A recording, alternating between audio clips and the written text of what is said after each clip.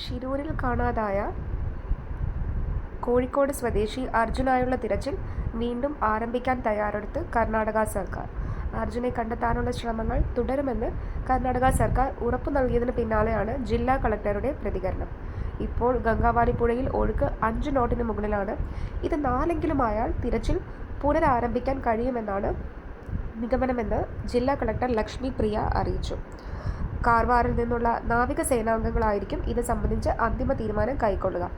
ദൗത്യം പുനരാരംഭിക്കാൻ ഇടപെടണമെന്നാവശ്യപ്പെടാൻ ഇന്ന് രാവിലെ MK രാഘവൻ MP യുമായി അർജുന്റെ ബന്ധുക്കൾ കൂടിക്കാഴ്ച നടത്തും. പുഴയിലെ കുത്തൊഴുക്ക് കുറഞ്ഞാൽ ഈശ്വർ മൽപയ്ക്ക് അനുമതി നൽകും. ഇപ്പോഴും പുഴയിൽ 0 വിസിബിലിറ്റി ആണെന്ന് ഈശ്വർ മൽപൈ പറഞ്ഞു.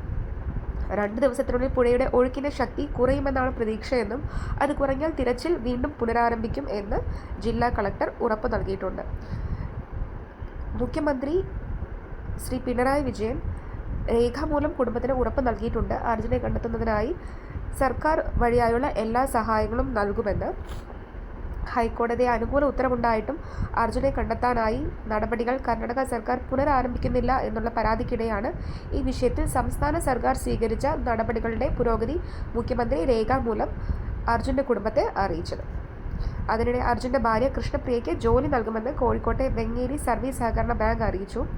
അർജുൻ വർഷങ്ങളായി ബാങ്കിലെ ഇടപാടുകാരനായിരുന്നെന്നും കുടുംബത്തിന്റെ സാഹചര്യം കണക്കിലെടുത്താണ് ഈ തീരുമാനമെന്നും ബാങ്ക് അറിയിച്ചു.